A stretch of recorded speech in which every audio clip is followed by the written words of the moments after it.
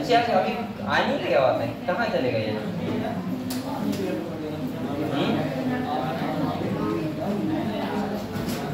चलो बेटा, जो हम लोगों ने कल किडनी के बारे में पढ़ा था उसके बारे में रिवाइज करो एक बार। और हम लोग चैप्टर पढ़ रहे हैं वो कौन सा है? Excretory product and there elimination. तो आप लोग ऐसा करो, जल्दी से किताब निकालो और आप लोग बेटा उसको रिवाइज करो। फिर हम लोग कोई डाउट हो किसी का वो मुझसे क्लियर करो।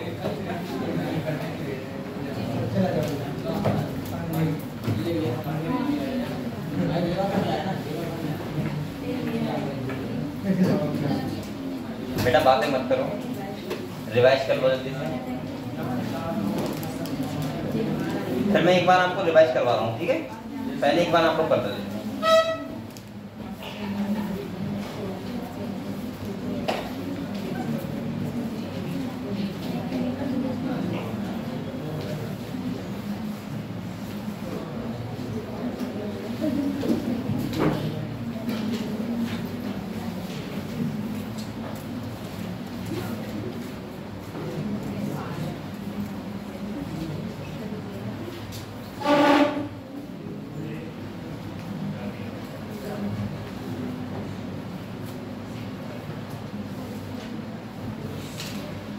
कल आप लोगों को क्लास नहीं हुई थी ऑनलाइन है?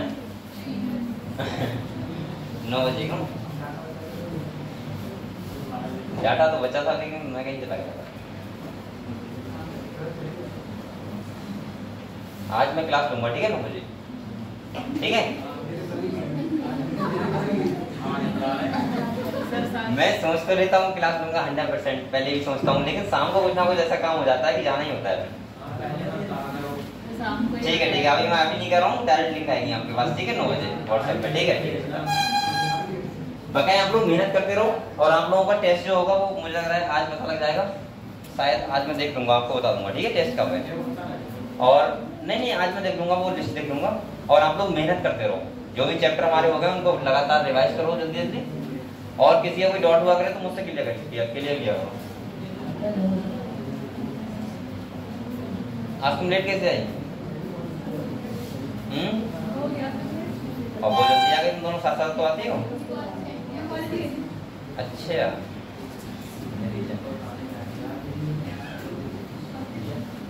चलो रिवाइज करते हैं, बच्चे आते रहेंगे, हम लोग रिवाइज करते हैं। कल मैंने जो चैप्टर स्टार्ट किया था वो था कौन सा? Excretory product and there elimination. मैंने आप लोगों से कहा था बेटा, मैंने कहा था हमारी बॉडी में जो भी वेस्ट मटेरियल बनता है, यानी कि हमारी बॉडी के लिए क्या होता है? हार्मफुल, तो उसको हमें बॉडी से क्या करना पड़ता है? रिमूव। क्या करना होता है? अगर मैं बेसिकली देखूं तो हमारी बॉडी में 3 वेस्ट मटेरियल होते हैं। जैसे पहला होता है डाइजेस्टिव वेस्ट, दूसरा होता है रेस्पिरेटरी वेस्ट और तीसरा होता है नाइट्रोजनस वेस्ट। ये बताया था। डाइजेस्टिव वेस्ट हमने जो पढ़ लिया था वो डाइजेस्टिव सिस्टम में पढ़ा था। दूसरा रेस्पिरेटरी वेस्ट हमने CO2 को कैसे बॉडी से रिमूव करते हैं वो हमने पढ़ा था किसमें? ब्रीथिंग एक्सचेंज एंड, वही तो पढ़ा था ब्रीथिंग वाले चैप्टर में, एक्सचेंज ऑफ गैसेस में। और तीसरा जो हम लोग पढ़ रहे हैं नाइट्रोजनस वेस्ट, वो हम लोग कौन चैप्टर में पढ़ रहे हैं? इस वाले में, सही है? मैंने कहा था अगर नाइट्रोजनस वेस्ट मटेरियल की बात करें तो आपको पता है इसके अगर बेसिस पे देखें तो 3 टाइप के एनिमल्स होते हैं। कुछ ऐसे एनिमल्स होते हैं जो करते हैं अमोनिया का एक्सक्रीशन, कुछ ऐसे होते हैं जो करते हैं यूरिया का, और कुछ ऐसे होते हैं जो करते हैं यूरिक एसिड का। मैंने कहा था अमोनिया को एक्सक्रीट आउट करने के लिए, वीडियो चल रही है, अमोनिया को एक्सक्रीट आउट करने के लिए ज्यादा पानी की जरूरत पड़ती है। इसीलिए जो एनिमल्स होना चाहिए वो हमेशा पानी में रहना चाहिए। कहाँ रहना चाहिए? वाटर में, यानी कि ज्यादा वाटर की जरूरत पड़ती है। और मैंने कहा था अमोनिया सबसे ज्यादा टॉक्सिक होती है। सबसे ज्यादा कैसे होती है? जहरीली। इसके बाद मैंने कहा था अगर यूरिया, कुछ एनिमल्स ऐसे होते हैं जो यूरिया का एक्सक्रीट आउट करते हैं और उसके लिए एवरेज पानी होना चाहिए, ठीक है? ना ज्यादा हो ना कम हो, लेकिन होना चाहिए पानी। और तीसरे जो होते हैं, बोलो मत बेटा, तीसरे ऐसे होते हैं एनिमल जो करते हैं यूरिक एसिड का। किसका करते हैं? और यूरिक एसिड का करते हैं तो इसका मतलब ये है कि उनके लिए वाटर की बहुत कम जरूरत पड़ती है। और ऐसे एनिमल को क्या बोलते हैं? यूरिकोटैलिक। क्या बोलते हैं? तो जो अमोनिया करते हैं उन्हें बोलते हैं अमोनोटैलिक, जो यूरिया करते हैं उन्हें क्या बोलते हैं? यूरिकोटैलिक, और जो यूरिक एसिड का करते हैं उन्हें क्या करते हैं? यूरिकोटैलिक। ठीक है, इतना क्लियर हुआ था आपको? इसके बाद मैंने कहा था सबसे ज्यादा टॉक्सिक कौन होता है? अमोनिया। दूसरा होता है नंबर पे कौन होता है? यूरिया। और तीसरा क्या होता है? Uric acid. ये हमने पढ़ा था। इसके बाद मैंने आपको बताया था कि एक्सक्रीटरी सिस्टम हर एनिमल्स के पास एक जैसे नहीं होते, सबके पास किडनी नहीं होती है भाई, किसी के पास कुछ और होते, जैसे प्लेटी हेलमिंथेस के बारे में आप क्या था, फिल्म सेल थे, किसी के पास नेफ्रिडिया होते हैं, ठीक है। तो अलग अलग टाइप के ऑर्गन होते हैं अलग अलग एनिमल्स में, कुछ में ऐसा होता है बॉडी सरफेस के द्वारा होता है, ठीक है, कुछ में वाटर के द्वारा होता है, जैसे आपको बताया वाटर कैनाल सिस्टम किसमें था, पॉलीफेरा में। तो स्पंज में जो एस्पिरेशन हो रहा था वो किसके थ्रू हो रहा था, वाटर कैनाल सिस्टम यानी कि वाटर के द्वारा, ठीक है, ये हमने पढ़ लिया था। तो इसके बाद हमने देखा ह्यूमन एक्सक्रीटरी सिस्टम की बात अगर हम करें तो मैंने कहा था हमारे पास क्या होता है बेटा, एक पेयर किडनी होता है, क्या होता है, किडनी। मैंने कहा था किडनी का जो स्ट्रक्चरल फंक्शन वो यूनिट होता है, वो कौन सा फंक्शनल यूनिट होता है, वो कौन होता है, नेफ्रॉन। कौन होता है, नेफ्रॉन। मैंने कहा था किडनी कुछ नहीं है, एक नेफ्रॉन 10 मिलियन जहाँ इकट्ठे हुए वहां एक मेम्ब्रेन है और वही क्या है, किडनी। अगर आप लोग एक नेफ्रॉन का स्ट्रक्चर देख लें और उस नेफ्रॉन का फंक्शन देख लें तो इसका मतलब आपने क्या देख लिया, किडनी का फंक्शन। समझ गए आप लोग। तो 1 मिलियन नेफ्रॉन होते हैं किडनी में और हमारी बॉडी में कितनी किडनी होती है, 2, यानी कि 1 पेयर किडनी होती है। किडनी से जो डक्ट लेके आती है यूरिन को उसे क्या बोलते हैं, यूरेटर। क्या बोलते हैं, जो कितने होते हैं, 1 पेयर। और इसके बाद जहां यूरिन स्टोर होती है उसे बोलते हैं यूरिनरी ब्लैडर। और यूरिनरी ब्लैडर कितना होता है, 1। कितना होता है, और वहां पे एक स्पिंचर लगा होता है जिसे बोलते हैं यूरेथ्रल स्पिंचर। और मैं बोल सकता हूँ यूरिन जहाँ से पास आउट होती है उसे बोलते हैं उस डक्ट को यूरेथ्रा।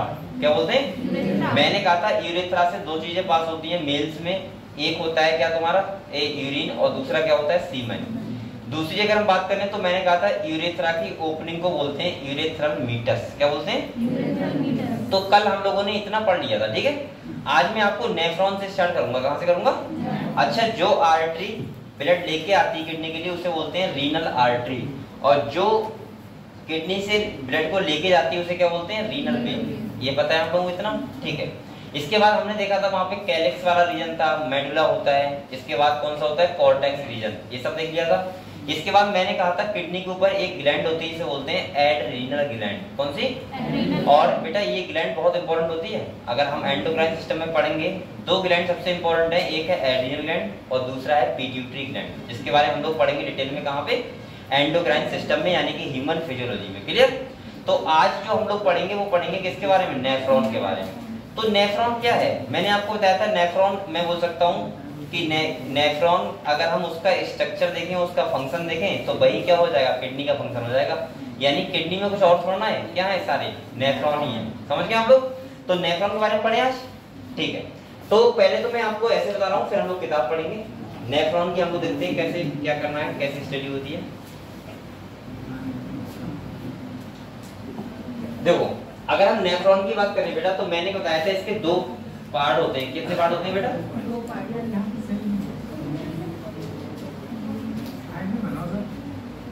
कहाँ बनाओ, साइड में कहाँ पे बेटा, भाई बड़ा काफी है इसलिए ऐसे ही बनाना क्या वहाँ पे बनेगा नहीं।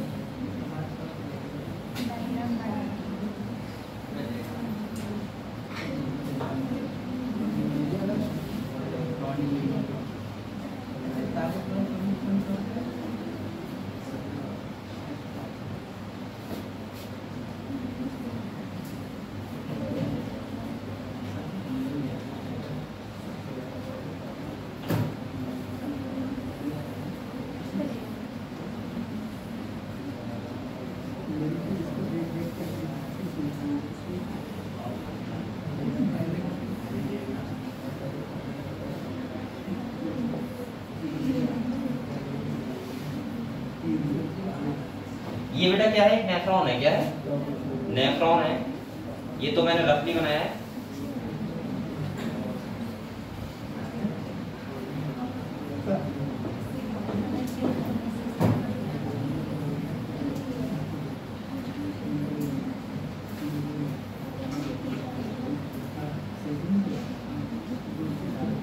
देखते हैं, सही है। हम लोग पहले पढ़ेंगे नेफ्रॉन के कौन कौन से पार्ट होते हैं। ये एक नेफ्रॉन है। क्या है, एक नेफ्रॉन है। इसके कौन कौन से स्ट्रक्चर है पहले हम लोग ये देखते हैं क्या क्या नाम है इनके, ठीक है, स्ट्रक्चर के। तो यहाँ पे अगर हम देखें बेटा तो सबसे पहले मैंने कहा था ये जो ब्लड को लेके आती है, क्या लेके आती है बेटा, ब्लड को लेके आती है, उसको बोलते हैं अफरेंट आर्टरियोल। क्या बोलते हैं,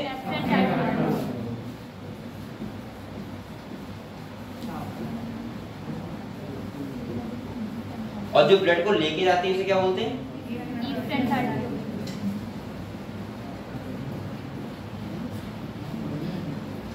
ठीक है, इतना क्लियर है। इसके बाद मैंने कहा था यहाँ पे कैपिलरी का गुच्छा होता है पूरा, इसे बोलते हैं बेटा क्या? ग्लोमेरुलस। क्या बोलते हैं?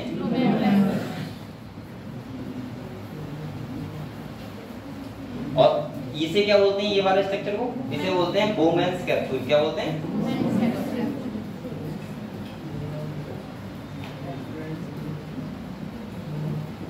और दूसरा ये वाला जो रीजन होता है इसे बोलते हैं बेटा पीसीटी। क्या बोलते हैं? और इसका फुल फॉर्म क्या होता है? Proximal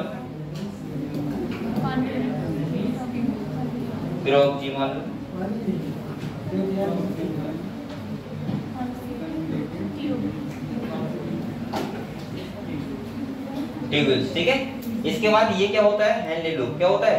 Henle loop. ठीक है, इसमें एक पार्ट होता है डिसेंडिंग और एक कौन सा होता है बेटा? असेंडिंग। ये वाला कौन सा होगा बताओ? ये वाला, इसे बोलते हैं DHL। ठीक है, जिसका नाम होता है डिसेंडिंग हेनले लूप। और ये वाला कौन सा होता है? AHL, इसका मतलब होता है असेंडिंग हेनले लूप। इसके बाद ये वाला पोर्शन जो होता है उसे बोलते हैं DCT। क्या बोलते हैं? जिसका मतलब होता है डिस्टल कॉन्ग्रेटेड ट्यूब्यूल्स। ये तो बोलते हैं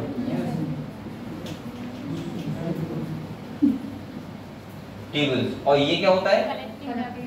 कलेक्टिंग डक्ट। ये क्या होता है? एक नेफ्रॉन होता है। क्या होता है? नेफ्रॉन। ऐसे हमारी किडनी जो होती है उसमें 1 मिलियन नेफ्रॉन होते हैं, 10 लाख नेफ्रॉन होते हैं एक किडनी में। और ये किडनी में सारे नेफ्रॉन क्या करते हैं? फंक्शंस करते हैं। ये कैसे करते हैं? देखो ये होता है, यहाँ से ब्लड आता है और आप लोगों को पता है इसका डायमीटर कम है, इसका डायमीटर क्या है? ज्यादा। तो इसका मतलब यहाँ पे एक प्रेशर क्रिएट हो जाता है, जिससे क्या होता है कि यहाँ से कुछ चीजें फिल्टर होती है किसमें? बोमेन्स कैप्सूल में। और जब इसमें होंगी तो ये आगे जाके आप लोग, चलो अभी बताऊंगा मैं, पहले आप लोग नेफ्रॉन के बारे में समझ गए पूरा। ये क्या है? एक नेफ्रॉन है जिसमें आपको सारे स्ट्रक्चर के नाम पता होने चाहिए। ठीक है, तो आप लोग बेटा एक बार इसको बना लो, जो कॉपी में बनाओगे। यस सर, बना लो।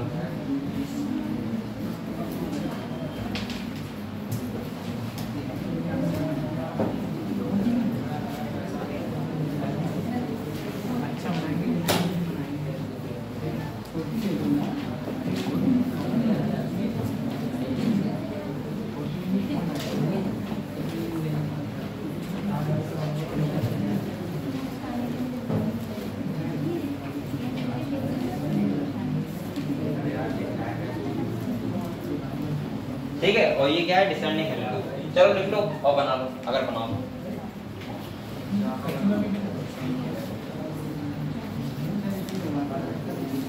किताब में मत देखना, ये बहुत इसमें वैसा है, आपको आना ही नहीं मिलेगा।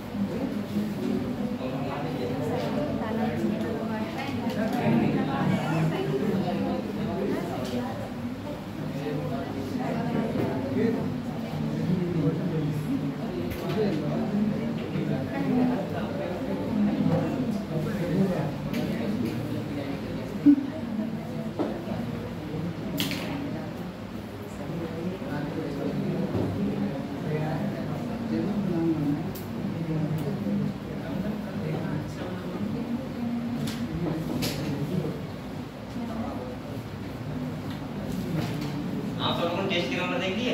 हाँ सर,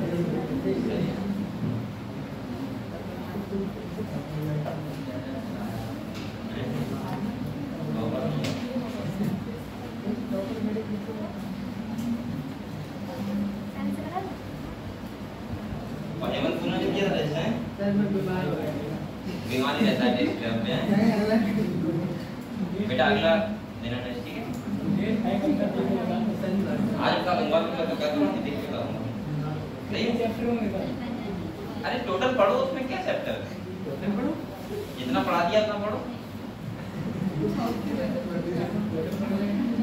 अभी आपका बेटा एक यूनिट का तो हो गया ऐसे मान के लो आपको पढ़ना क्या है बताओ एनाटॉमी मॉर्फोलॉजी और इसके बाद साइटोलॉजी तीन चीजें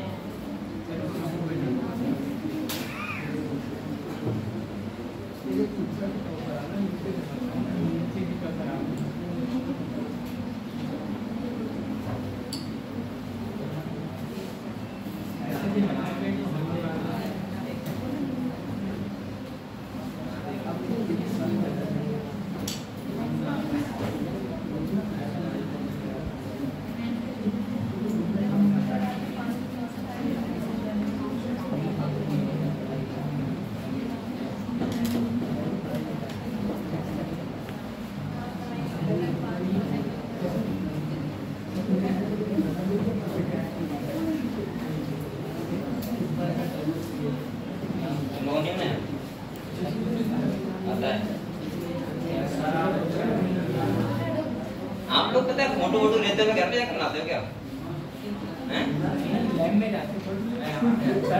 हैं?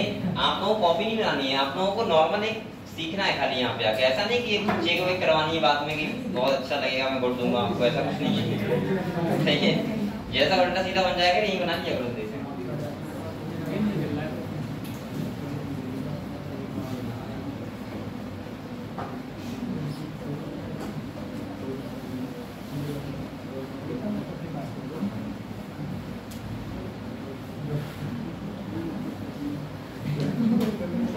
पढ़ाई कर रहे हो आप लोग मेहनत से पढ़ाई कर रहे हो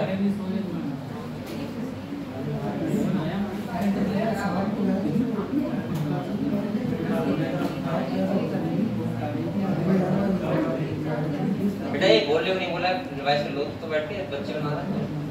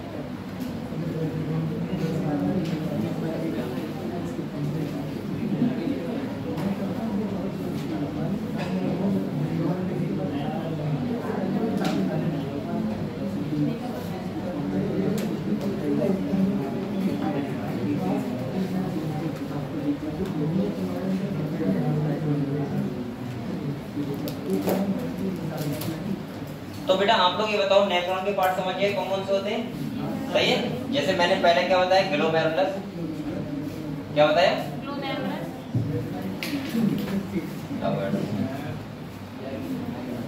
बेटा ग्लोमेरुलस हो गया इसके बाद दूसरा पार्ट क्या होता है बोमेन्स कैप्सूल इसके बाद पीसीटी इसके बाद DHL यानी डिसेंडिंग हेनले लूप, इसके बाद असेंडिंग हेनले लूप, और इसके बाद DCT, और इसके बाद कलेक्टिंग डक्ट। ये क्या होते हैं? नेफ्रॉन तो होते हैं लगे हुए।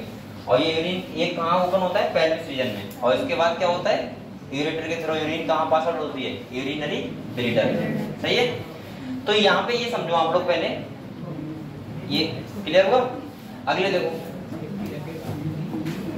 अगले अगर हम बात करें बेटा, यहाँ पे समझ लो, पहले बातें मत करो।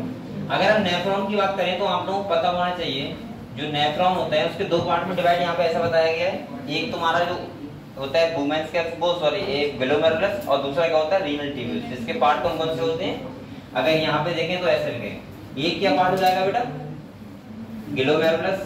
क्या हो जाएगा? और दूसरा क्या हो जाएगा? Renal tubules. ठीक है। और उसकी अगर हम बात करें तो उसमें कौन कौन से पार्ट है आप लोगों को पता है? एक कौन सा है बेटा? वुमेन्स कैप्सूल,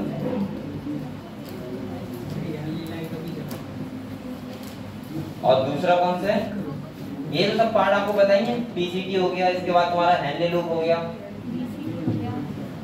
और इसके बाद क्या हो गया? DCT। क्या हो गया?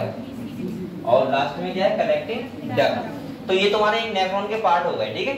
अभी मैं ये बार बार क्यों बता रहा हूँ आप लोगों को? इसलिए बता रहा हूँ बेटा क्योंकि हर पार्ट के नेफ्रॉन का अलग फंक्शन होता है। जैसे आपको पता होगा यूरिन फॉर्मेशन जो होता है वो 3 स्टेप में कंप्लीट होता है। पहला होगा प्रोसेस अल्ट्राफिल्ट्रेशन, दूसरा होता है सेलेक्टिव रीएब्जॉर्प्शन, और तीसरा जो होता है वो कौन सा होता है? सीक्रेशन। क्या होता है? तो हम लोगों को अलग अलग पार्ट के अलग अलग फंक्शंस पढ़ने हैं, इसीलिए मैं आपको बता रहा हूँ कि बार बार आप लोगों को पूरी तरीके से नाम सारे पता होने चाहिए। DCT के बाद क्या होगा बेटा? लास्ट में कलेक्टिंग डक्ट।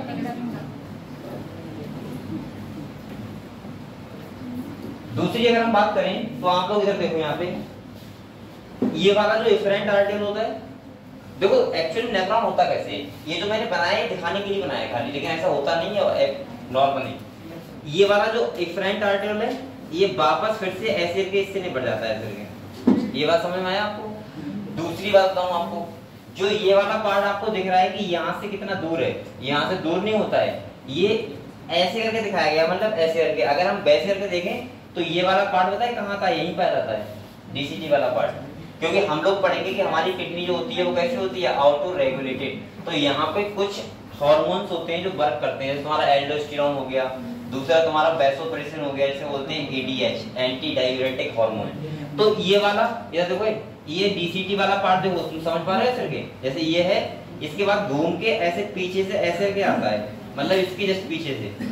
सही है। तो हम लोग ये समझेंगे, लेकिन अभी तो आप लोगों को खाली मैंने नेफ्रॉन का वो बताया है कि स्ट्रक्चर कैसा होता है और कौन कौन से पार्ट होते हैं। क्लियर हुआ? क्लियर हुआ सब बच्चों को? ठीक है। इसके बाद अगर नेफ्रॉन की बात करें, दो टाइप के नेफ्रॉन होते हैं किडनी में। एक होते हैं कॉर्टिकल नेफ्रॉन और दूसरे होते हैं मेडुलरी नेफ्रॉन। यानी कि कुछ नेफ्रॉन ऐसे होते हैं जो मेडुला वाले रीजन में होते हैं, कुछ कौन से होते हैं? कॉर्टेक्स वाले रीजन में होते हैं। ठीक है।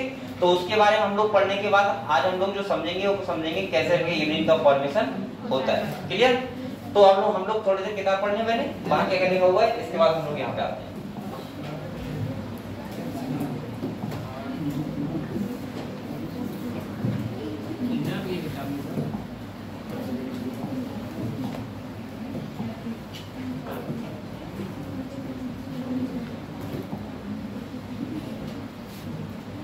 तो हम लोगों ने देखो ये नेफ्रॉन होता है बेटा, अगर हम देखें बेसिकली तो यहाँ पे आप लोग देखो, जैसे ये क्या है? एफरेंट आर्टियोल, यहाँ से ब्लड आ रहा है। इसके बाद इफरेंट आर्टियोल, ये देखो साथ में है लगा हुआ। इसके बाद तुम्हारा ये वाला क्या हो गया बेटा? ये ग्लोमेरुलस। और इसके बाद ये है जो वो है वुमेन्स कैप्सूल। और ये वाला पार्ट कौन सा है? PCT, यानी कि प्रॉक्सिमल कॉन्वोल्यूटेड ट्यूब्यूल्स। और इसके बाद ये होता है हेनले लूप। क्या होता है? Henle loop. और इसके बाद ये क्या होता है? DCT। और ये क्या है? Collecting duct. क्लियर है इतने पार्ट नेफ्रॉन के? तो इसके बारे में पढ़ लेते हैं एक बार, क्या है लिखा हुआ देखो। कह रहा है each kidney has nearly 1 million complex tubular structure. इसे क्या बोलते हैं? नेफ्रॉन। क्या बोलते हैं? किताब लिखनी है तुम कल? तुम्हारा नाम क्या है? तो तुम पहली बार आई हो ना? सेकंड टाइम पहले कब आए थे? डेमो में। डेमो? वो तो डेमो था। तो इतने दिन से क्या कर रही थी तुम? कहाँ? अपने आप से? सही है, तो किताब लेके आना। ठीक है। यहाँ पे देखो एक 1 मिलियन क्या होते हैं, नेफ्रॉन होते हैं। क्या होते हैं? नेफ्रॉन। किसमें क्या हुआ है? चलो नहीं रहा। अरे ये सफेद कलर क्या हुआ है, ये देखो। तो यहाँ पे नेफ्रॉन होते हैं कितने? 1 मिलियन। और इन नेफ्रॉन से मिलके क्या बनती है? किडनी। अगले कह रहा है which are the functional unit, यानी कि यही तो मैंने कहा था। जैसे आपको बताओ लीवर जो होता है, लीवर उसका मैंने कल बताया था आपको स्मॉलेस्ट यूनिट क्या होता है? Hepatic lobules. मैंने कल लिखवाया भी था। हेपेटिक सेल नहीं होता, ध्यान रखना वहां पे। दूसरा मैंने कहा था लंग्स। लंग्स का स्मॉलेस्ट यूनिट क्या होता है? एल्वेलाई, यानी कि वहां पे जो वर्क करते हैं वो कौन करते हैं? एल्वेलाई। ऐसे अगर हम किडनी की बात करें तो आप लोग समझ सकते हो गुच्छा ऑफ नेफ्रॉन क्या होता है? किडनी। ऐसी गुच्छा ऑफ एल्वेलाई क्या होता है? लंग्स। ठीक है, सेम वही हिसाब है यहाँ पे। अगले कह रहा है ईच नेफ्रॉन हैज 2 पार्ट। कितने पार्ट होते हैं बेटा? 2 होते हैं। एक होता है ग्लोमेरुलस और दूसरा होता है रीनल ट्यूब्यूल्स। इसके बाद कह रहा है glomerulus is a tuft of capillaries formed by the afferent artery or a fine branch of renal artery। Renal artery का मतलब मैंने क्या बताया था? जो ब्लड को लेके आए, वही तो होती है रीनल आर्टरी। और जो ब्लड लेके जाएगी वो उसे क्या बोलेंगे? Renal vein. अगले कह रहा है blood from the glomerulus is carried away by an efferent arteriole. ये बात हम लोगों को अच्छे से और समझ में आएगी जब हम पढ़ेंगे यूरिन फॉर्मेशन का क्या क्या स्टेप होता है, कैसे क्या होता है। ठीक है, तब आपको क्लियर हो जाएगा। अगले कह रहा है renal tubules begin with a double walled cup like structure called, जिसे क्या बोलते हैं हम लोग? Bowman's capsule. यानी कि जब ग्लोमेरुलस से बेटा फिल्ट्रेशन आता है तो वो कहां आएगा? बुमेन्स कैप्सूल में। कहां आएगा? बुमेन्स कैप्सूल में। अगले कह रहा है which includes the glomerulus. Glomerulus along with Bowman's capsule is called the Malpighian body. ये बोलते हैं रीनल कार्पस। क्लियर? यानी ग्लोमेरुलस को और बुमेन्स कैप्सूल को साथ में मिला। हाँ, जैसे यहाँ पे जो एक डायग्राम बना हुआ होगा आप देख सकते हो ये। तो बताओ बेटा इसमें ये क्या है? ग्लोमेरुलस। ग्लोमेरुलस कुछ नहीं है, खाली जो एक ब्लड वेसल्स आएगी उसका गुच्छा कैपिलरी, सही है, वो होता है। अफरेंट का डायमीटर ज्यादा होता है, एफरेंट का क्या होता है? कम। और इसके बाद ये जो होता है ये, इसे बोलते हैं बुमेन्स कैप्सूल। और इस पूरे स्ट्रक्चर को बोलेंगे हम लोग मेलपिगियन बॉडी। समझ गए हम लोग? क्लियर हुआ? ठीक है, अगले देखो।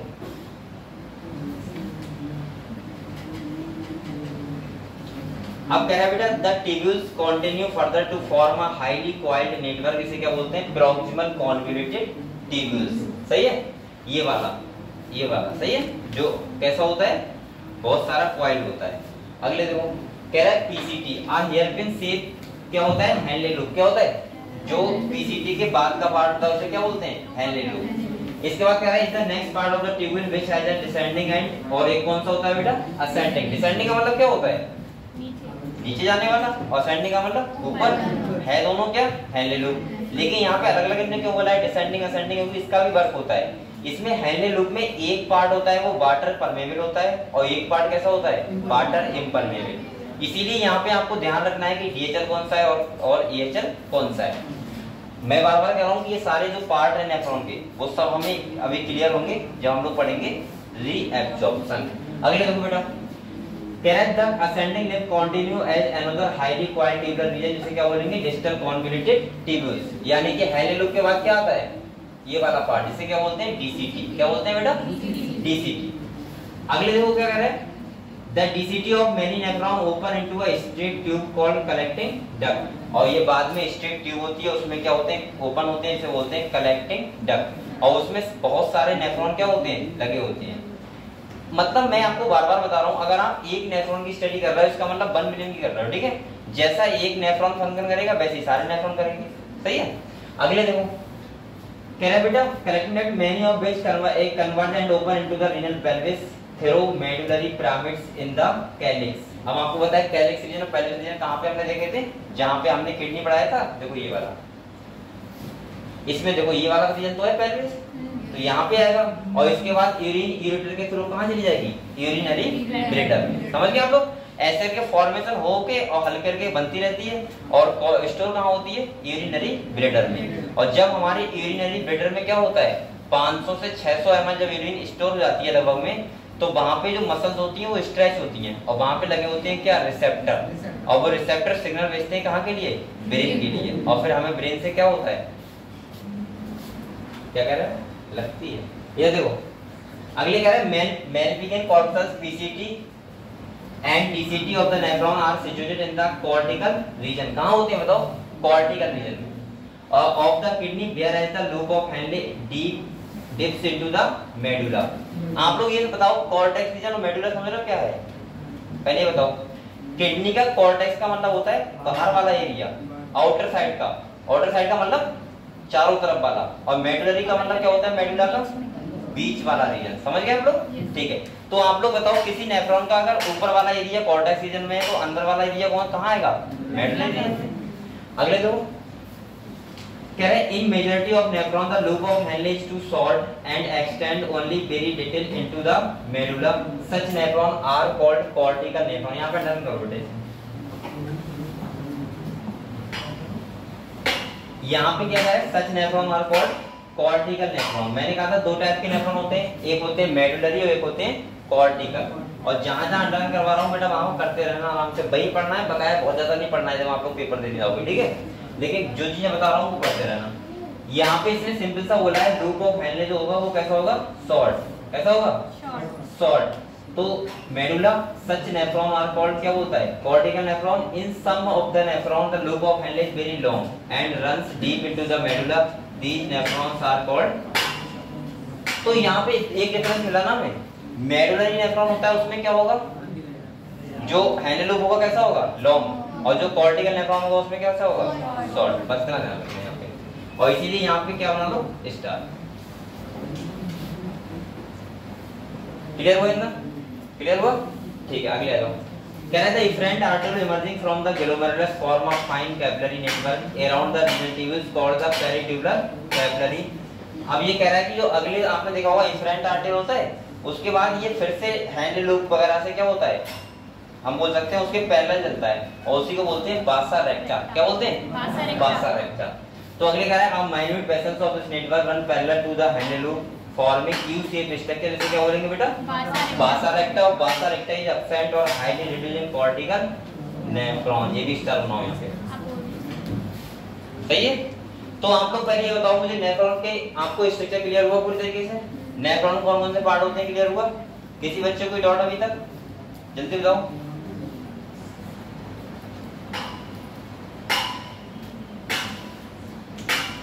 तो नेफ्रॉन के बारे में सबको क्लियर हो? क्या कर रहे हैं यहाँ पे?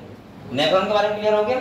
ठीक है, अब हम लोग अगले पढ़ेंगे यूरिन फॉर्मेशन। क्या पढ़ेंगे? Urine formation.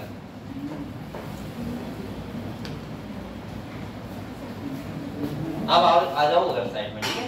फिर ये यहाँ देखते रहेंगे क्या।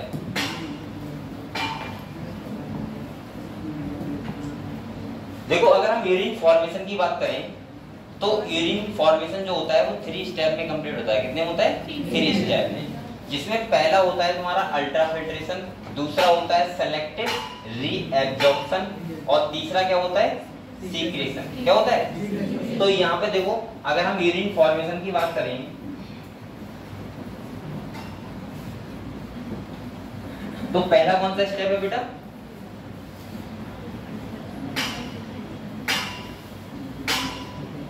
अल्ट्राफिल्ट्रेशन। दूसरा कौन सा है? Selective reabsorption.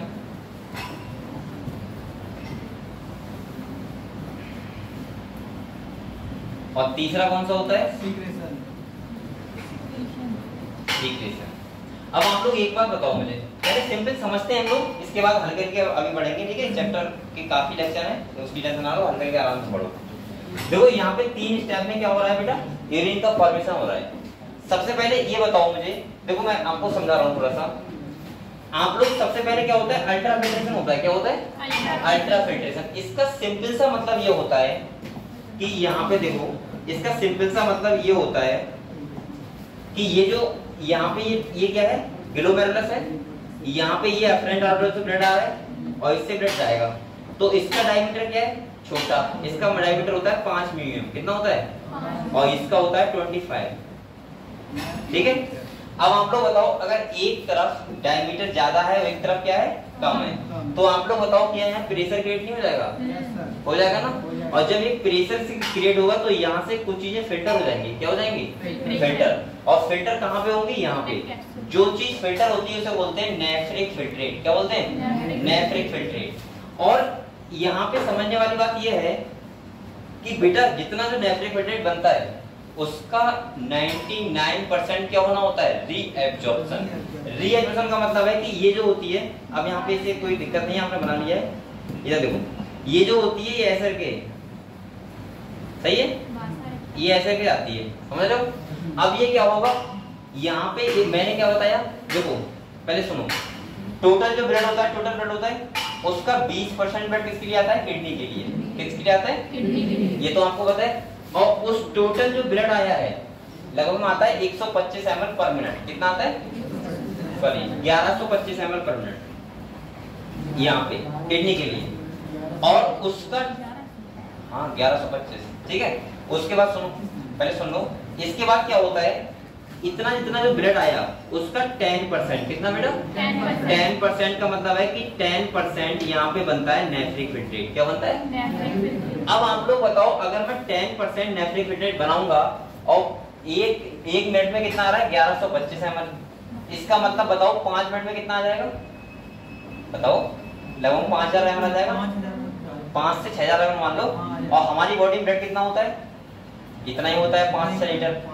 अगर रीएब्जॉर्प्शन ना हुआ तो हमारा पूरा ब्लड यूरिन के थ्रू कितने देर में आ जाएगा, बॉडी से बाहर हो जाएगा, 5 मिनट में। लेकिन आपका ऐसा साथ क्यों नहीं होता है, क्योंकि बेटा इसका जो 10% आया है यहाँ पे, इसका 99% क्या हो जाता है, रीएब्जॉर्प्शन, यानी कि वापस ब्लड में चला जाता है। और बचता कितना है, खाली 1%, जिस जो कि क्या बनता है, यूरिन। ये बात पढ़नी पड़ी आपको। मैंने क्या बोला, टोटल ब्लड का 20% ब्लड आता है किडनी के लिए, उसका 10% बनता है नेफ्रिक फिल्ट्रेट, 99% रीएब्जॉर्प्शन हो जाता है बाद में, और यूरिन कितना बनता है, 1%। दूसरा क्वेश्चन आपके मन में ये आ रहा होगा, सर अगर ये 99% वापस ही होना था तो फिर आया क्यों यहाँ पे। सब बच्चों को आया होगा कि खाली फालतू थोड़ी नहीं हो रहा है कि पहले फिल्ट्रेशन हो रहा है उसके बाद वापस जा रहा है। बेटा ये क्यों हो रहा है, देखो इसके 2 रीजन है। कितने रीजन है, 2। पहला रीजन ये है कि ये पैसिव प्रोसेस है। यहाँ पे कैसी प्रोसेस है, पैसिव प्रोसेस का मतलब होता है ये अपने आप हो रही है, इसमें ऐसा नहीं कि बाहर से कोई फोर्स लग रहा है या एनर्जी लग रही है। जब एनर्जी लग रही है तो इसका मतलब ये क्या हो रहा है, ये हो रहा है, सही है। तो यहाँ पे तो ये होना ही होना है। दूसरी चीज समझो, अगर बेटा सेलेक्टिव रीएब्जॉर्प्शन ना होता तो हमारी किडनी क्या ऑटो रेगुलेट होती, क्योंकि ऑटो रेगुलेशन जो होता है वो होता तो डीसीटी वाले पार्ट से है। समझ में आया आपको। जैसे आपने कम पानी पीते हैं आप लोग, तो ये किडनी कैसे डिसाइड करती है कि आप पर, देखो आप होता क्या है, समझो एक बात आप लोग ये समझो बेटा, यहाँ पे समझो, आप लोगों को ये लगता है कि मैं पानी कम पी रहा हूँ तो यूरिन कम बनेगा, पानी ज्यादा पी रहा हूँ तो यूरिन ज्यादा बनेगा। ये तो स्वाभाविक बात है। ये स्वाभाविक बात कैसे करो, पानी तो कम आपने पिया है, किडनी को क्या पता कि आपने पानी कम पिया है, या पानी ज्यादा पिया है तो किडनी को कैसे पता लगता है। अगर किडनी ऑटो रेगुलेट यानी कि वहां पे कोई हार्मोन वर्क ना कर रहे होते तो आपका यूरिन जितना बनना था उतना ही बनता। नहीं समझ में आया हम लोगों को, समझ में आया। अगर आपका यूरिन मान लें 1.5 लीटर बन रहा है तो आप पानी कम पीते हैं ज्यादा पीते, लेकिन बनता कितना, 1.5 लीटर। अगर किडनी के पास रेगुलेशन की पावर ना होती।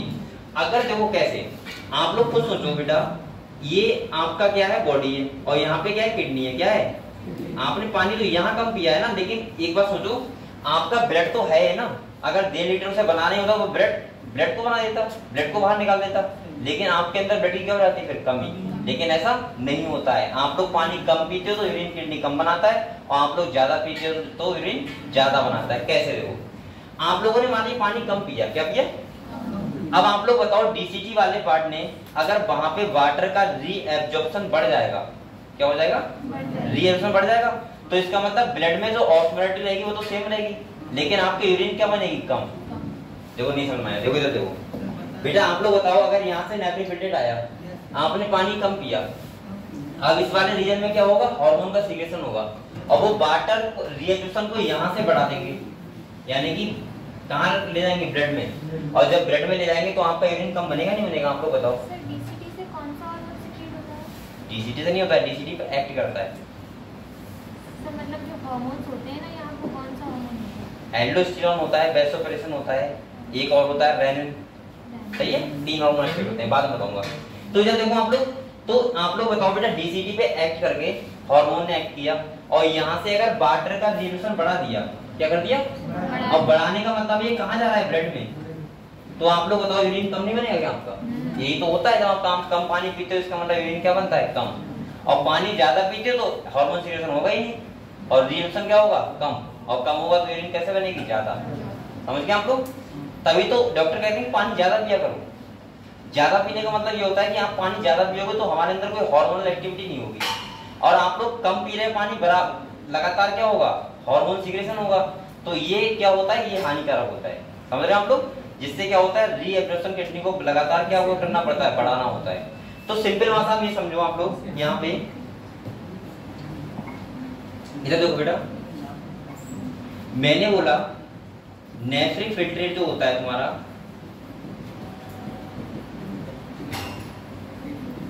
वो टोटल ब्लड का कितने ब्लड का? टोटल ब्लड का जो आता है वो कितना आता है बेटा? 20%। किसके लिए? किडनी के लिए। और उसका 10% क्या बनता है? Nephric filtrate. क्या बनता है? Nephric filtrate. मतलब मैं बोल सकता हूँ कितना बनेगा बताओ आप लोग? 125 ml पर मिनट। कितना बनेगा? 125, क्योंकि 1125 ml आया था तो 125 ml पर मिनट बनेगा। और उसका बेटा 99% क्या हो जाएगा? 99% हो जाता है रीएब्जॉर्प्शन। और जो बचता है वो कितना बचता है? 1%। और जो क्या बनता है? यूरिन। तभी तो हमारी यूरिन बनती है 1 से 2 लीटर पर डे। समझ रहे हो? वरना बेटा 5 मिनट में पूरा ब्लड का खत्म हो जाएगा आपकी बॉडी का। समझ रहे हो? इतना ब्लड आता है। तो आप लोग ये कहानी समझे? थोड़ा थोड़ा बताओ। तो पहला प्रोसेस में जो आपको समझा रहा हूँ वो समझा रहा हूँ अल्ट्रा फिल्ट्रेशन। क्या समझा रहा हूँ? तो जैसे मैंने आपको बताया यहाँ पे कि 3 स्टेप होती है। पहला क्या होगा? Ultra filtration. दूसरा क्या होगा? Selective reabsorption. और तीसरा क्या होगा? सीक्रेशन। क्लियर हुआ? इतना क्लियर हुआ? तो पहले हम लोग समझते हैं कि हमारी यूरिन का पहला स्टेप कौन सा होता है। तो वो कौन सा होता है बेटा? Ultra filtration. ठीक है। अच्छा, इसमें इन्वॉल्व कौन होगा? तो तुम्हारा अल्ट्रा फिल्ट्रेशन में ग्लोमेरुलस और दूसरा होगा वुमेन्स कैप्सूल। क्लियर? तो पढ़े इसको। ठीक है। यहाँ पे देखो आप लोग,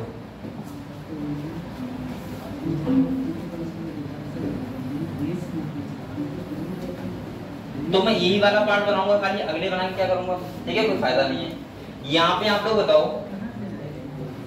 ये कुछ और नहीं लग रहा है? क्या लग रहा है? सिंग लग रहा है।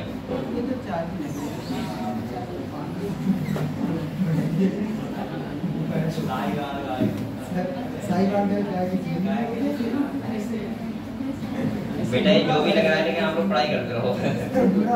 चलो ये क्या है? बैठ जाएगा इधर देख। ये क्या है? Bowman's capsule. और यहाँ पे यहाँ से क्या आता है बेटा? मैंने क्या बताया था? सही है।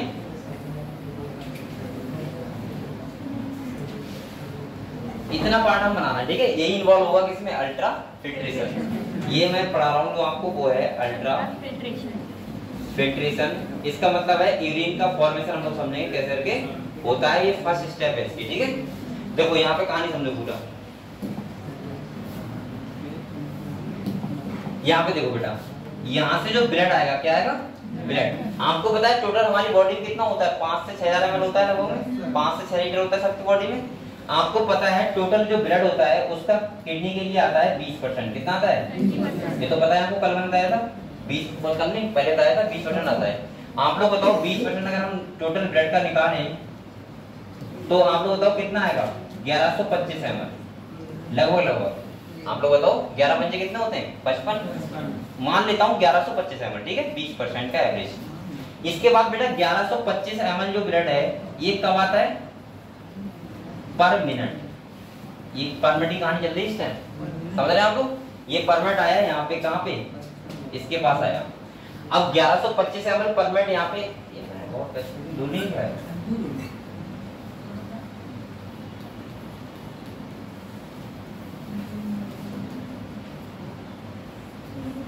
समझ गए हम लोग? इसका यहाँ पे आके आप लोग बताओ यहाँ पे क्या होगा?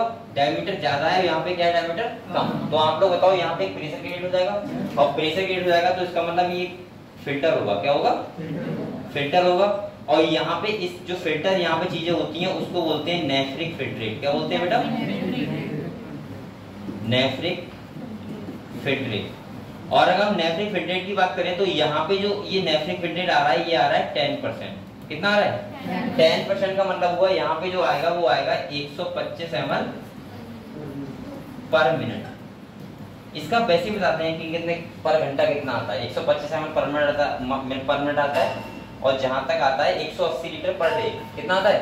180 लीटर पर डे। अगर हम 180 लीटर की बात करें पर डे, मतलब सोचो हमारी जो किडनी होती है एक दिन में 180 लीटर फिल्टर कर देती है। अब इसका यूरिन पूरा तो बनना नहीं है, तो इसका क्या होता है? 99% क्या हो जाता है? रीएब्जॉर्प्शन। और बेटा आप लोग बताओ कितना परसेंट बनेगा? 1%। तो हम लोग बोल सकते हैं जो बचा वो क्या बनेगा? यूरिन। और वो कितना होगा? 1%। यानी कि मैं कितना बोल सकता हूँ? यूरिन की बात करें तो 1.5 लीटर पर डे। कितना होता है? 1.5 लीटर पर डे। आप लोग खुद सोचो 180 लीटर एक दिन में हमारी किडनी क्या करती है? फिल्टर करती है। और उसका 99% क्या होता है? रीएब्जॉर्प्शन हो जाता है। और यूरिन कितना बनता है? ओनली 1%। समझ गए हम लोग? तो ये कहानी पूरी लिख लो अच्छे तरीके से। चल अगले बढ़ेंगे। ये नाम तो आपको पता नहीं है इसका।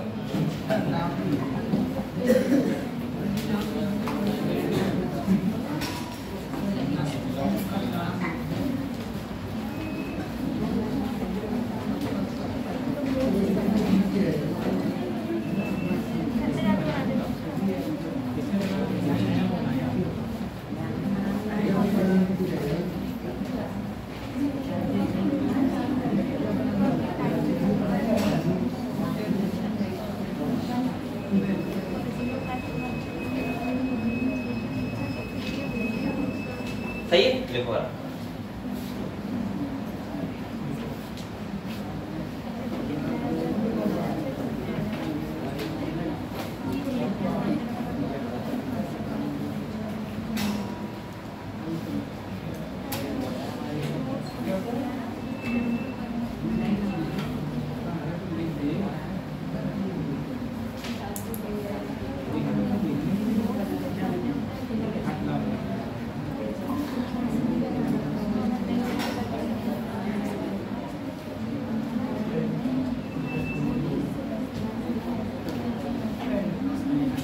बेटा बातें मत करो, लिख लो।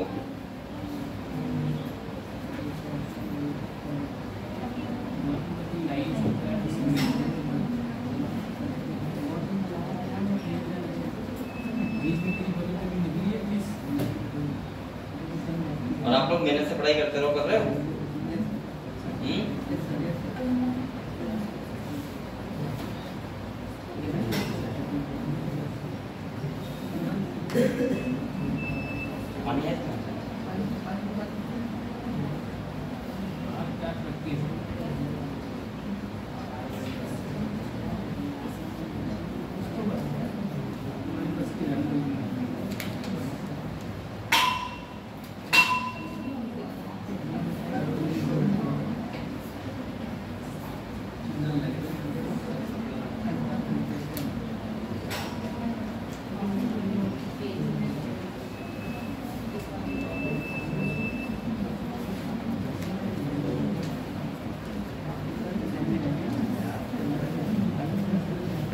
और बेटा आप लोगों के नंबर टेस्ट में बहुत कम आए हैं, नहीं इतने नहीं आने चाहिए।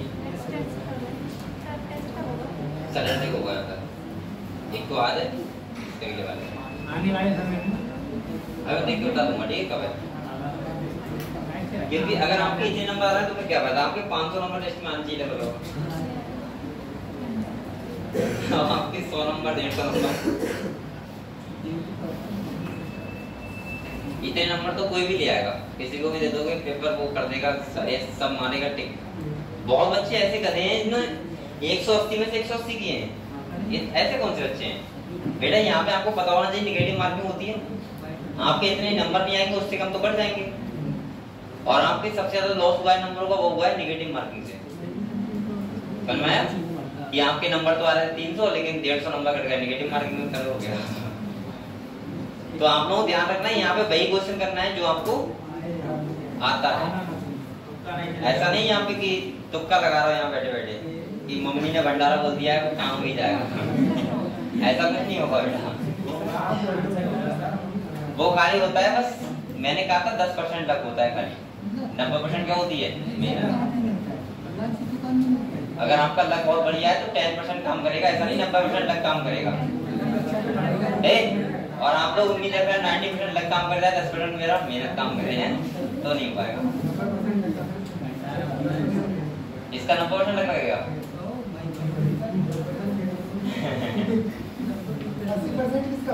हो सकता है गॉड गिफ्टेड हो सकता है 90% लक हो जाए। वैसे तो 90% मेहनत ही होती है, और लक का भी होता है ना 10% होता है। 70 नंबर मान लो, 720 में आपको अच्छा परफॉर्मेंस दे रहे हो, 70 नंबर लक से मिल जाएंगे आपको।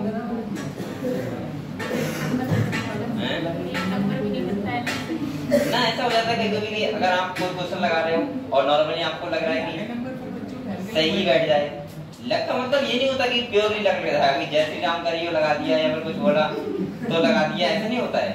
ऐसे हो जाता है कि 4 ऑप्शन में आपको लग रहा है 2 ऑप्शन सही लग रहे हैं, आपको 2 ऑप्शन गलत लग रहे हैं पूरी तरीके से। तो ऐसा हो सकता है कभी कभी कि तुम एक छोड़ दोगे, ठीक है जो मैं लगाऊंगा वो, कभी कभी तुम अब 2 ऑप्शन में एक भी तो रखोगे ना, ए लगाओगे या बी लगाओगे, तो वो हो सकता है कि लक वहां काम कर जाता है। कभी कभी हमारे मन में ही आ जाए बी और वही से निकले, ऐसा होता है। या मन में आ जाए ए तो ए से निकले, तो वहां पे तो एक कंडीशन वो हुई ना लक वाली। अब ऐसा नहीं तुम सोचो कि 100% तुम्हारा लक काम करेगा। हाँ, कि कतई कुछ नहीं आता है फिर भी आपको सोच रहा है कि ऐसी ABCD में डिजाइन ना। जैसे एक बार मेरे बराबर लड़का बैठा था, तो वो कैसे डिजाइन बनाता है, पहले का ए, दूसरे का बी, तीसरे का सी, चौथे का डी, इसके बाद सी। उसने पूरी 180 क्वेश्चन में डिजाइन बनाई। तो मैंने कहा भाई कौन बेवकूफ था ये, वो सोच रहा था कि कैसे काम चल ही जाए, लेकिन ऐसा कुछ नहीं होता है। यहाँ पे बेटा मेहनत होती है। तो आप लोग कितनी मेहनत कर रहे हो डिसाइड करता है, ठीक है। इतनी मेहनत करो कि आप लोग अच्छे से परफॉर्मेंस करोगे। ये लिख लिया आप लोगों ने,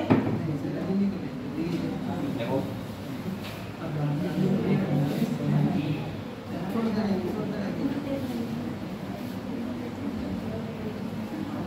कल छुट्टियां आप लोगों की हैं कहाँ, मैं कहाँ बोला हूँ?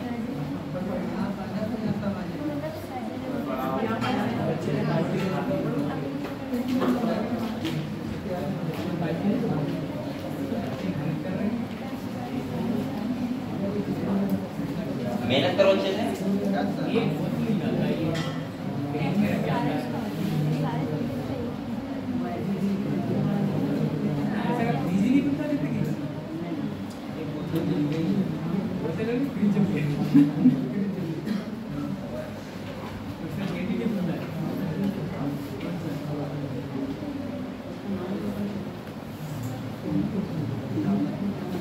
आज क्या कुछ है कि जो बच्चे इतने कमाए? परसों तो चलो वो था, परसों क्या था, बारिश हो रही थी। आज क्या हो रहा है, क्या है, भगत सिंह जयंती। सही क्या कर रहा है, भगत सिंह की आरती कर रहा है। आरती नहीं, मिठाइयाँ खा रहे हैं, मिठाइयाँ बट रही। मतलब थोड़ा सा बहाना मिल जाएगा, छोटा सा कर दे छुट्टी के लिए। सर आप भी मंगवा लो, क्या मैं कहूँगा। चलो इधर बताओ, अल्ट्रा फिल्ट्रेशन आपको क्लियर हुआ, समझ गए आपको सभी लोग, किसी कोई डाउट तो नहीं है। मैंने क्या कहा, टोटल जो होता है उसका 20% ब्लड आता है किडनी के लिए, जिसको हम बोल सकते हैं 1125 ml। इसके बाद उसका 10% क्या होता है, नेफ्रिक फिल्ट्रेट बनता है, और नेफ्रिक फिल्ट्रेट का 1% क्या बनता है, यूरिन, और 99% क्या बनता है, रीएब्जॉर्प्शन। ये पूरी प्रोसेस को हम लोग बोलते हैं क्या, अल्ट्रा फिल्ट्रेशन। अब इसके बाद जो होगा वो क्या होगा, सेलेक्टिव रीएब्जॉर्प्शन। तो किताब पढ़ने ठीक।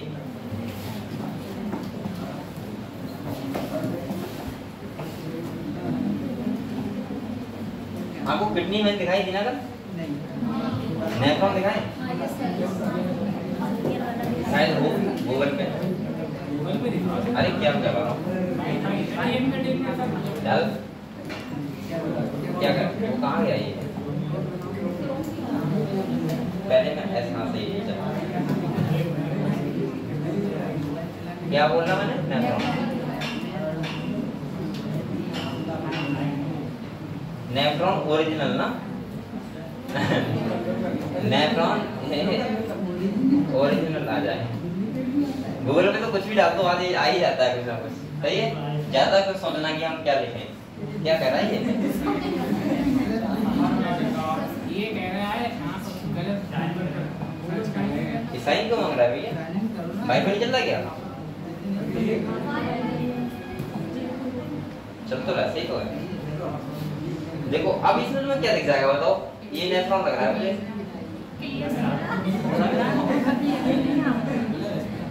ये देखो ये कुछ दिख रहा है आप लोगों को बताओ, लग रहा है कितना थोड़ा बहुत तो लग रहा है ना।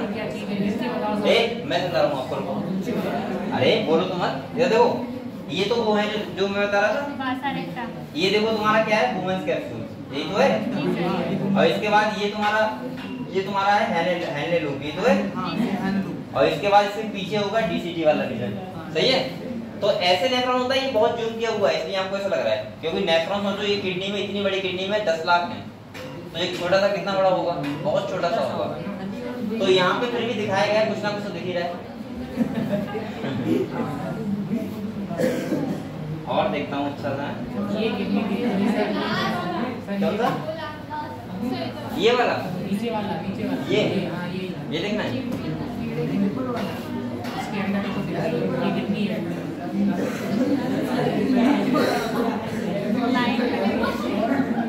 क्या दिख रहा है तुम्हें, ऐसा लग रहा है कि तुम बल्ब लगा दिए या क्या, ऐसा डायग्राम देखोगे, मैं देख रहा हूँ ओरिजिनल टाइप का, तुम देख रहे हो,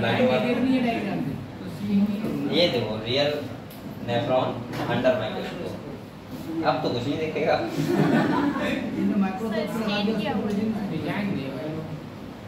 चलो समझ गए बाद में क्या होता है, ठीक है। अच्छा सा कोई डायग्राम मिलता तो मैं तुम्हें दिखाता।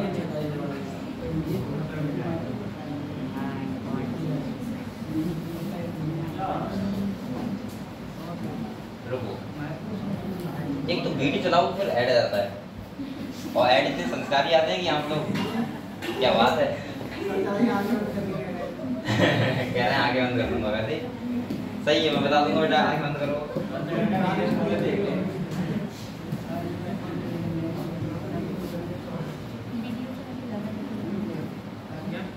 एनिमेशन दिखाता हूँ आपको, अच्छा लेकिन हाँ चलो ये वाला दिखाते हैं। ये ऐड तो नहीं आया इंग्लिश, ये कौन सा लैंग्वेज है, चाइना का ऐड आ गया। चलो देखो देखा जाएगा, आवाज कम कर दे, आवाज कम होगी। The kidneys are organs of the urinary system. आपको खाली देखो, आपको क्या मतलब ये पेट नहीं है, देखो चल तो रहा है, अरे चल तो रहा है, आवाज चलो।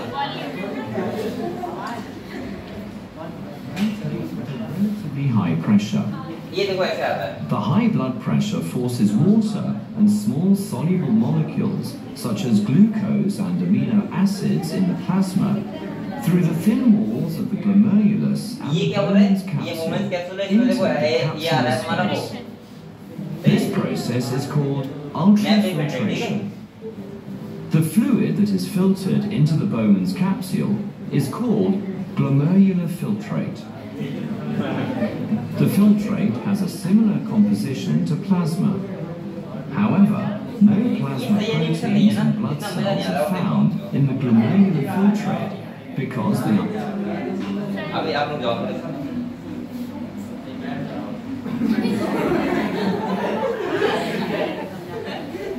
अब तो मैम देखना है, वो देखना है।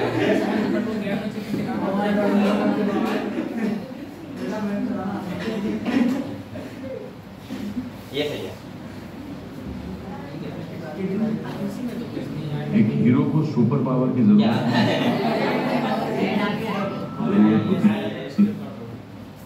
देखो ये सही है। Glomerular filtration. ये क्या है बेटा, किडनी क्या है, और इसके पीछे ये क्या है, vertical column, Kidneys are bean-shaped organs which filters blood. It removes waste substances from the blood and regulates water and electrolyte concentrations within the और ये क्या है, body. The end product of this function is urine, अब देखो यहाँ से क्या हुआ बेटा, ये ब्लड जा रहा है, ये ब्लड which आ is रहा है और ये excreted यूरिन जा रहा है, ठीक है, outside of the body urine बन रहा है। through urethra, containing और ये क्या है, waste, यूरिन excess क्या water, है? and excess electrolytes. Adrenal gland. Urine formation involves glomerular अब filtration, देख लो बेटा क्या है, इधर देखो, tubular reabsorption, बोलो मत, and tubular मैं चलाऊंगा नहीं। secretion. अब देखो अंदर क्या The है, nephron is सही given है, its ये function. क्या है, नेफ्रॉन क्या है, At the beginning of the nephron, the glomerulus is a network, tuft of capillaries that performs the first step of filtering the blood. The glomerulus is encased in thin, double-walled capsules called Bowman's capsule. ये क्या है, बोमेंस capsule The है, क्या है, space inside the capsule और and ये क्या है, surrounding the glomerulus। glomerulus is called Bowman's space.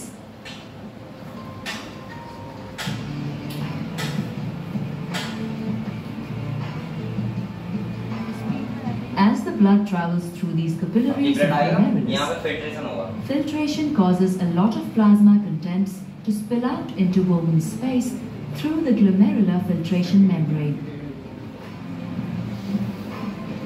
It consists of 3 layers of capillary valve, ये ब्लड दिखा रहा है ना, endothelium, RBC, basement membrane, and epithelial podocytes. This membrane अब यही allows मत देखते some रहो बेटा, particles of चलो blood आगे to बढ़ते pass हैं। through, but not all. The fluid that is filtering अरे बेटा वो तो बात सही है, अभी यहाँ पे हिमेश रेशमी में गाना चलेगा तो क्या करूँगा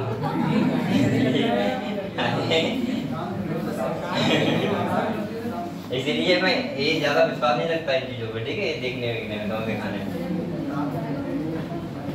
अभी ह्यूमन नहीं चल रहा है, तो दिखाते रहेंगे।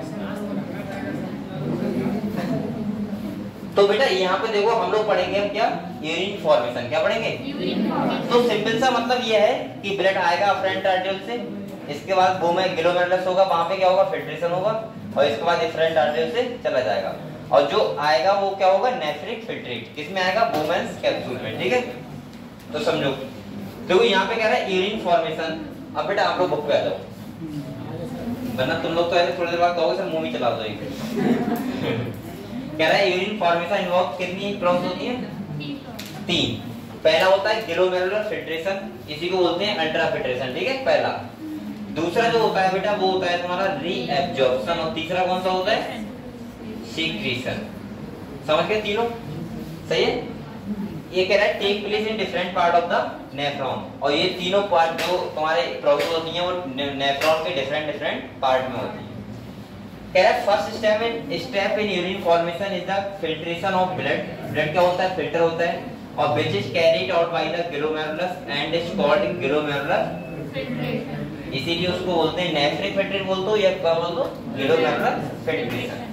कह रहा है ऑन एन एवरेज, अब यहाँ पे आओ, कह रहे हैं 1100 से 1200 ml ब्लड क्या होता है, फिल्टर होता है बाय द किडनी का पर मिनट। ये कहना चाह रहा है कि 1 मिनट में पूरे ब्लड का 1100 से 1200 ml आता है, किसके लिए, किडनी के लिए, क्योंकि आपको बताया बेटा कितना परसेंट आता है, 20% टोटल ब्लड का, ठीक है। तो इतना ही हुआ है 1100 से 1200, मैंने बोल दिया था 1125, हाँ एवरेज मान लो। इसके बाद देखो कह रहे हैं विच कॉन्स्टिट्यूट रफली एक 1/5 हिस्सा ब्लड क्या है, 1/5 of the blood pumped out by each ventricle of the heart in a minute. कह रहा है कि हार्ट से जितना ब्लड वेंट्रिकल से पंप होता है उसका कितना 20% किसके लिए आता है, किडनी के लिए, यानी कि 5वां हिस्सा। क्लियर हुआ। तो कितना आता है बेटा 1100 से 1200 ml। अगले कह रहा है glomerular capillary blood pressure causes filtration of blood through 3 layer. यहाँ पे कह रहा है जो यहाँ पे क्या होता है, एक तुम्हारा प्रेशर क्रिएट हो जाएगा, क्योंकि आपको पता है डायमीटर की तरफ दोनों तरफ क्या है डिफरेंस। अगर सेम होता तो क्या प्रेशर लगता है, यहाँ पे नहीं होता ना, क्योंकि इधर क्या है डायमीटर छोटा है और वो वाला क्या है डायमीटर बड़ा है। यहाँ पे कह रहा है 3 लेयर कौन सी होती है? एक होती है endothelium of glomerular blood vessels, यानी कि पहली कौन सी होगी? ब्लड वेसल्स की। दूसरी कौन सी होगी? बुमेन्स कैप्सूल की। और तीसरी होती है इन दोनों के बीच में बेसमेंट मेम्ब्रेन। क्या होती है? बेसमेंट। तो ये 3 मेम्ब्रेन से होके जो ये तुम्हारा फिल्ट्रेशन है ये कर निकलेगा, ठीक है, 3 लेयर से। अगले कह रहा था epithelial cell of Bowman's capsule called podocyte. यहाँ पे बेटा अंडरलाइन करो इसे, इंपॉर्टेंट है। यहाँ पे एक सेल होते हैं बोलते हैं पोडोसाइट, और इनमें क्या होते हैं? पोर्स होते हैं। क्या होते हैं? पोर्स। बेटा इधर देखो, आपको कह रहा है बुमेन्स कैप्सूल उनकी सेल को क्या बोलते हैं? Podocyte are arrange in a intricate manner so as to leave some minute space called filtration slit, या उनको क्या बोलते हैं? Slit pore. ये कैसे होते हैं? देखो ये बेटा तुम्हारा क्या है? बुमेन्स कैप्सूल है, इसके ऐसे के साथ साइड से होते हैं, समझ गए? इन्हें बोलते हैं पोडोसाइट। क्या बोलते हैं? और इन पे क्या होते हैं? पोर्स होते हैं, जहां से क्या होता है? फिल्ट्रेशन आता है। क्लियर हुआ? तो आप लोग सेल का नाम रखने वाली पोडोसाइट, और ये इंपॉर्टेंट है बेटा, क्वेश्चन नीट में आ सकता है यहाँ से, ठीक है। दूसरा देखो,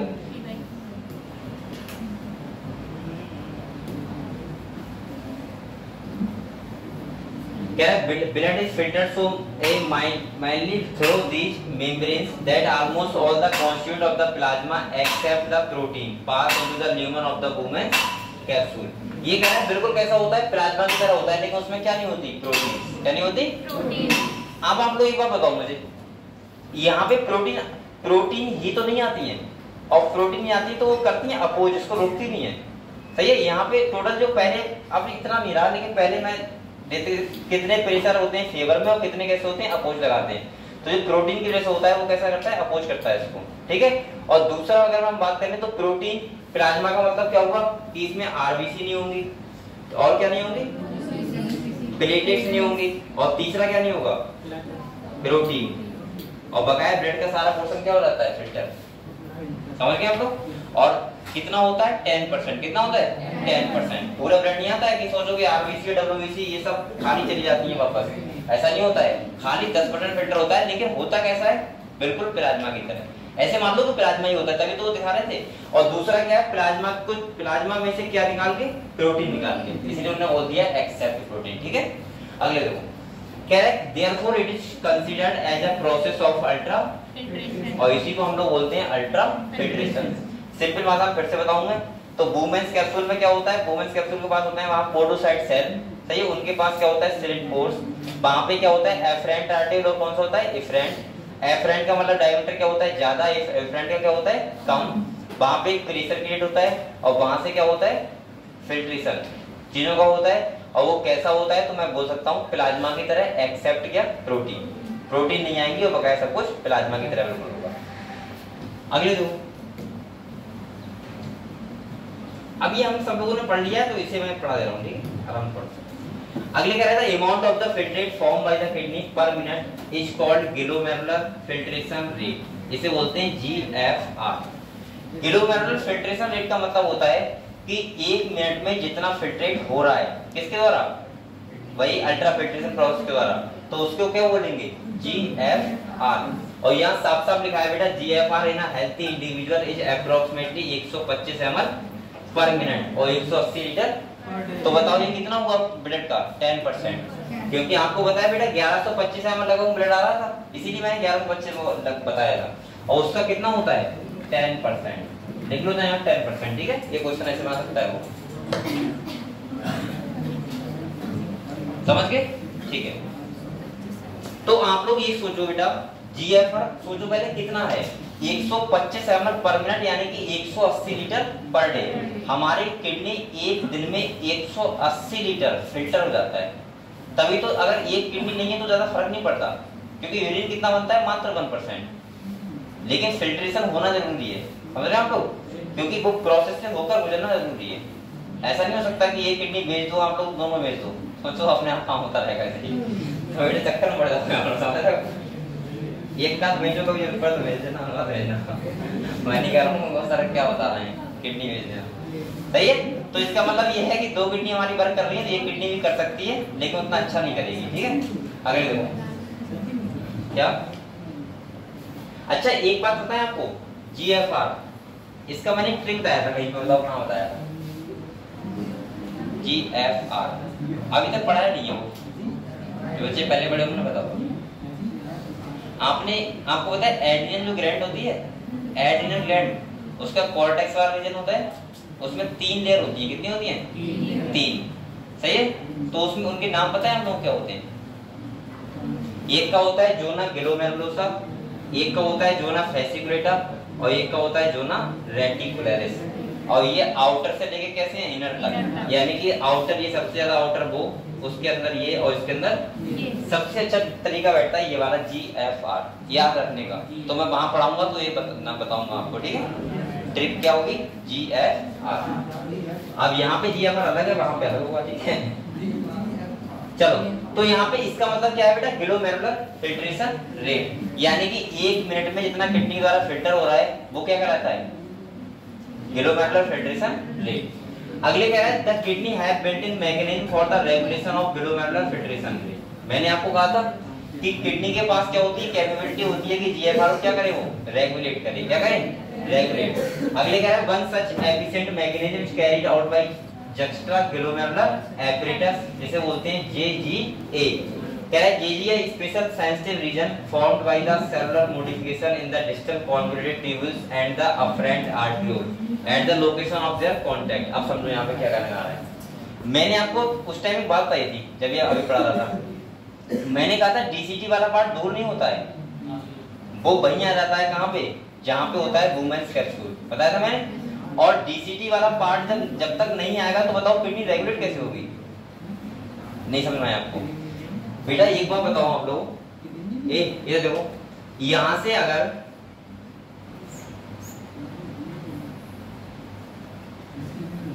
यहां से 10% नेफ्रोफिल्ट्रेट आ रहा है, ठीक है, आ रहा है। PCT वाले रीजन में क्या होता है? रीएब्रेशन होता है, हैंले लूप वाले में भी होता है, लेकिन DCT वाले पार्ट में किसका होता है? दोनों का होता है। और उसको हम लोग बोल सकते हैं कि वहां पे कंडीशनल होता है। कैसा होता है? कंडीशनल।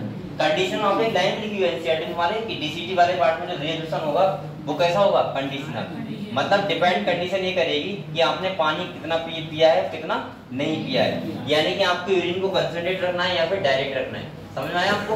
तो यहाँ पे ये कह रहा है, अब आप लोग बताओ, यहाँ पे एक बोला है JGA, जिसे बोलते हैं जस्ट्रा ग्लोमेरुलर एपरेटस। ये किसे बोलते हैं? ये DCT वाला जो पार्ट होता है बेटा, ये देखो, ये ऐसे करके घूम के PCT, हैंले लूप, और जो पीछे से ऐसे होके DCT वाला पार्ट यहीं आ जाता है।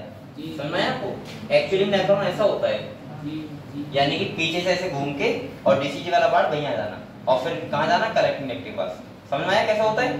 अब देखो, अब क्या होता है? DCT वाला पार्ट, और तुम्हारा यहाँ पे क्या होता है? इसको ये तुम्हारा ये हो गया अफरेंट आर्टरियोल। क्या होगा? अफरेंट आर्टरियोल। उसको मिला के पूरे पोर्शन को बोलते हैं, उसे बोलते हैं, यहाँ पे एक सेल भी होते हैं JG सेल। कौन से होते हैं?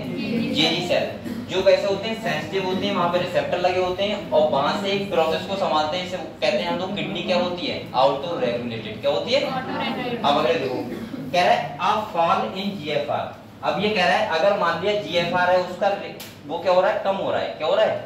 कम। इसका मतलब ये है कि हमारी जो किडनी थी वो 10% जो बना रही है 125 ml पर मिनट, लेकिन किसी रीजन से अगर वो 125 ml पर मिनट से कम हो गया, क्या हो गया? तो इसका मतलब GFR कम हो गया। आप लोग वैसे नॉर्मल बताओ मुझे, ये बिना पढ़े, ये बताओ अगर ये GFR कम होगा तो हमारे पास क्या रास्ता होगा कि हम GFR बढ़ा सकते हैं? तो अच्छा कर सकता है, GFR कम हो गया, सही है। ग्लोमेरुलर फिल्ट्रेशन रेट का मतलब है कि 125 ml पर मिनट जो नेफ्रिक फिल्ट्रेट बन रहा है वो 125 ml से कम बन रहा है। अब तो हमको उतना ही करने के लिए क्या करना पड़ेगा? क्या कर सकते हैं बेटा? पानी ज्यादा पीने से क्या हो जाएगा? वो पैसे प्रोसेस है ना। अभी समझ नहीं आया ना? पहले समझ लो।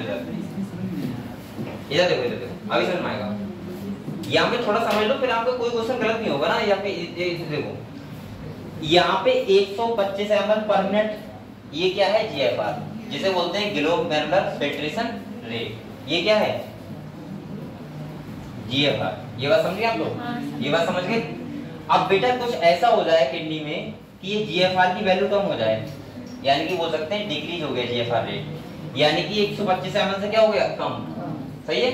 अगर मुझे फिर से 125 ml करना है तो मैं इसमें क्या चेंजेस करूंगा बताओ? अरे नॉर्मली पूछ रहा हूँ ऐसे ही, मैं क्या करूँ बताओ, ये उतना ही हो जाए। अगर आपने सोचे तुम कर रही पानी ज्यादा पिएंगे, बेटा आप लोग पानी ज्यादा पियोगे लेकिन फिर भी जीएफआर तो कम ही रहेगा। पानी से क्या मतलब, पानी तो हम ब्लड में जाएगा, तुम्हारे किडनी के पास सुना जा रहा है एकदम। इधर देखो, अब मैं नॉर्मली आपको बताऊं, रिसेप्टर वगैरह हमने इधर देखो, तुम इसका अगर साइज कम कर दो तो क्या ये नहीं बढ़ जाएगा फिर से?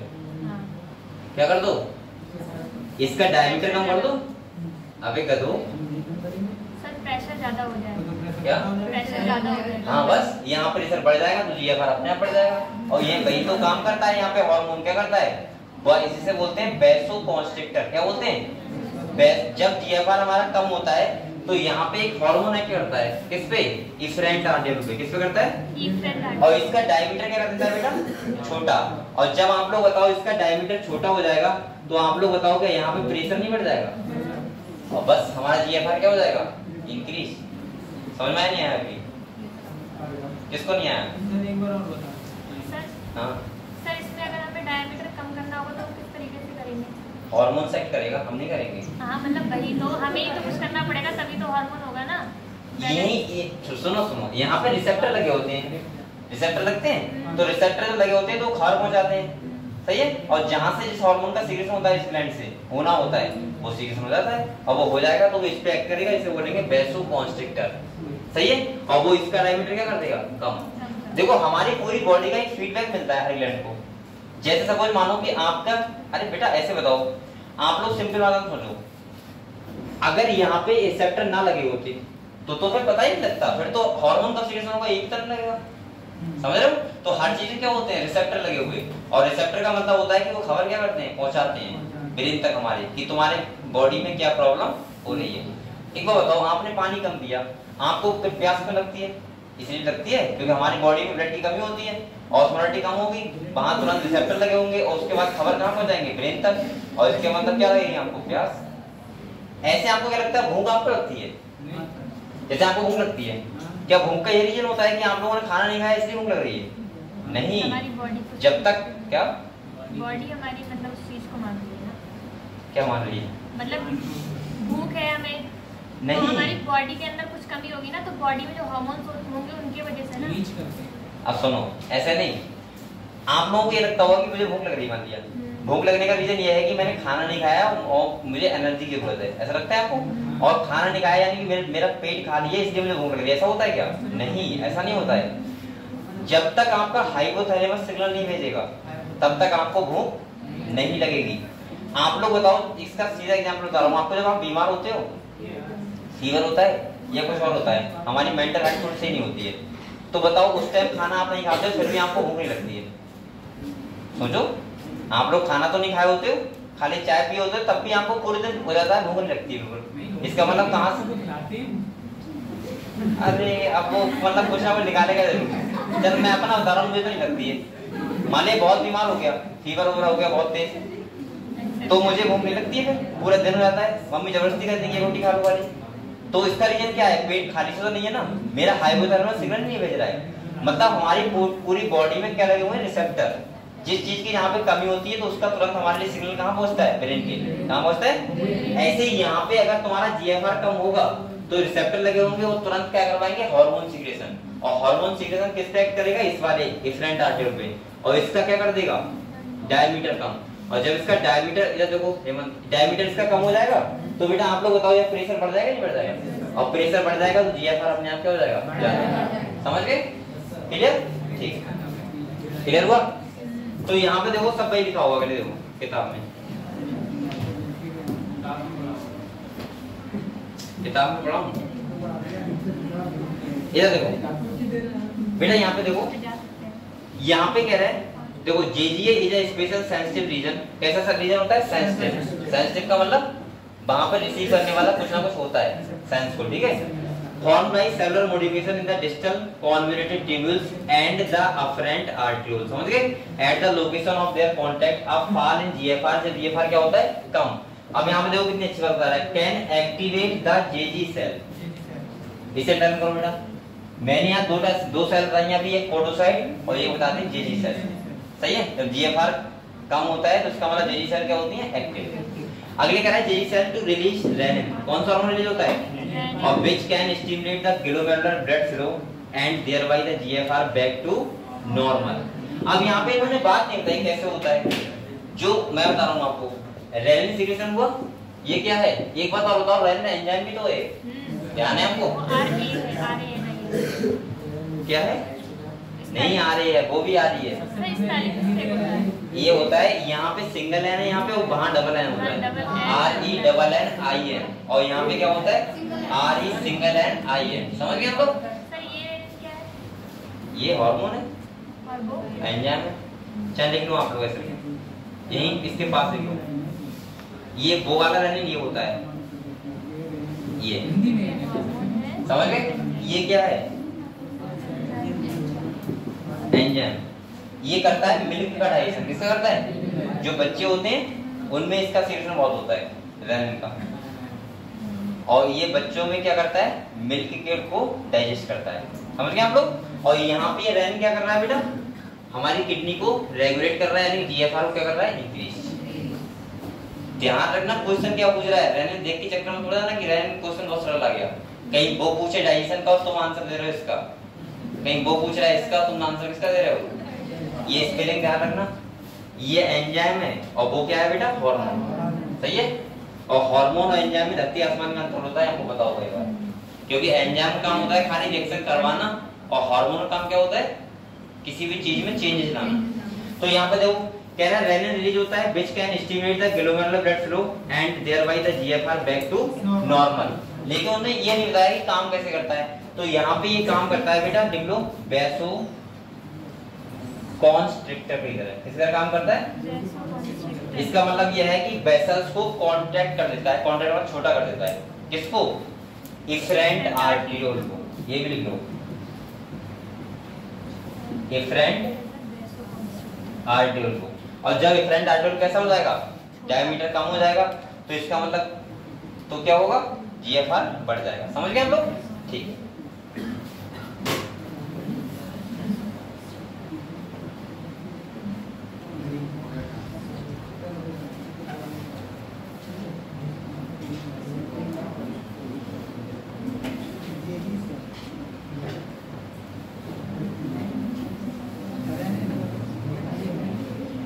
तो आप लोग ये बताओ, पहले हमने हार्मोन कौन सा पढ़े हैं यहाँ पे, रेनिन। सही है? अभी हम लोग वैसोप्रेसिन और एंडोस्टेरोन की बात करेंगे अपनी।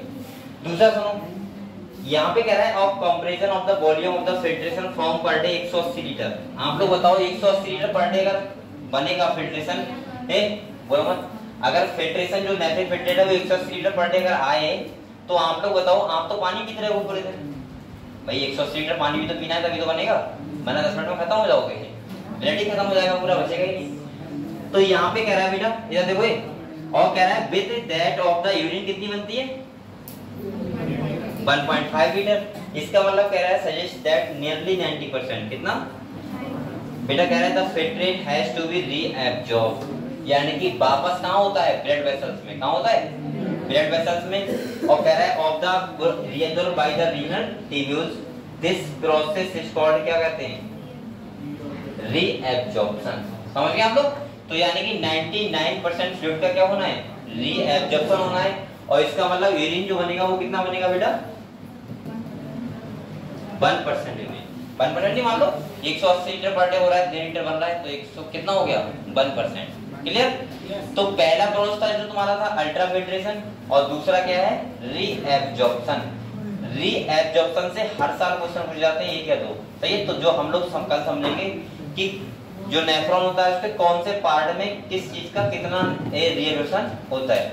अच्छा, आप लोग ये समझ रहे हो रीएब्जॉर्प्शन का मतलब क्या है, तो समझ रहा विशेष, रीएब्जॉर्प्शन का मतलब क्या है, वापस से ब्लड वेसल्स में जाना। समझ गए आप लोग? ठीक है।